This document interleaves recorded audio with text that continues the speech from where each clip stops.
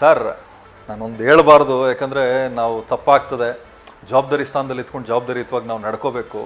ನೀವು ನೋಡಿರ್ತೀರಿ, ಕೋವಿಡ್ ಸಂದರ್ಭದಲ್ಲಿ ಎಷ್ಟೋ ಕಷ್ಟದಲ್ಲಿ ಎಲ್ಲರೂ ಸಿಗಾಕೋತಾರೆ, ಎಷ್ಟೋ ಪ್ರಾಣಿಗಳು ಹೋಯಿತು. ಅವತ್ತು ನಾವು ಸಿನಿಮಾ ರಿಲೀಸ್ ಮಾಡೋ ಸಂದರ್ಭದಲ್ಲಿ ನಾವು ಮಾಧ್ಯಮಗಳ ಸಹಾಯ ಕೇಳ್ತೀವಿ.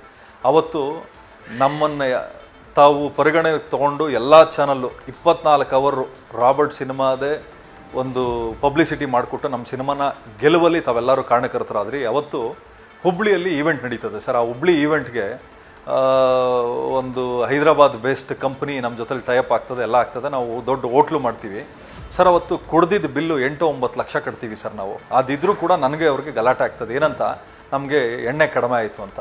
ಸರ್ ನಿಜವಾಗ್ಲೂ ಅವತ್ತು ಅನ್ಸ್ಬಿಡ್ತು ನನಗೆ ಯಾಕೆ ಬೇಕಾಗಿತ್ತು, ರಾಜ್ ನಂಗಿದ್ದ ಈ ಸಿನಿಮಾ ಮಾಡಿಬಿಟ್ಟು ಎಣ್ಣೆ ಸಪ್ಲೈಯರ್ ಆಗ್ಬಿಟ್ಟೆ ಅಂತೇಳಿ ದೊಡ್ಡ ಗಲಾಟೆ ನಡೀತದೆ.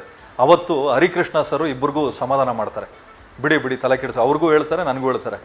ಸೊ ಅವತ್ತು ಭಾಳ ಬೇಜಾರಾಗಿದ್ದೇನು ಅಂದರೆ ನಾನು ಒಬ್ಬ ನಿರ್ಮಾಪಕ ಅಂತ ಗೊತ್ತು, ಸಪ್ಲೈಯರ್ ಅಂತ ಇವತ್ತು ನನಗೆ ಅರ್ಥ ಆಗಿದ್ದು ಅಂತ ಸರ್. ಉಮಾಪತಿಯವರೇ, ಆಶ್ಚರ್ಯ ಅಂತ ಅನ್ಸೋದು, ಅಷ್ಟು ಕುಡಿದು ಮರುದಿನ ಶೂಟಿಂಗಲ್ಲಿ ಹೆಂಗೆ ಭಾಗಿಯಾಗ್ತಾ ಇದ್ರು ಅವರು. ಅಂದರೆ ನೀವು ಸಿನಿಮಾ ಮಾಡಿದವರು ಅವ್ರ ಜೊತೆಗೆ ಹೇಗಿರ್ತಿದ್ರು? ನಟನೆ ತೆಗೆಸೋದಕ್ಕೆ ಆಗ್ತಿತ್ತ ನಿರ್ದೇಶಕರಿಗೆ? ಹೌದು ಸರ್.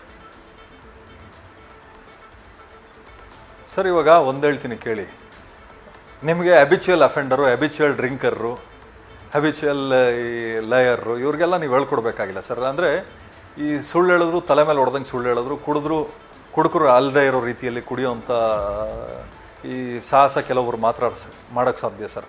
ಅಂದರೆ ನಿಮ್ಗೆ ಅರ್ಥ ಆಗಿರಬೇಕು, ಕೆಲವೊಬ್ರಿಗೆ ಮಾತ್ರ ಆ ಕೆಪಾಸಿಟಿ ಇರ್ತದೆ.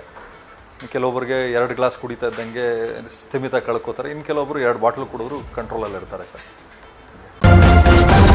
ನ್ಯೂಸ್ ಫಸ್ಟ್, ನಿರ್ಭೀತಿಯಿಂದ ನಿಮ್ಮ ಪರವಾಗಿ.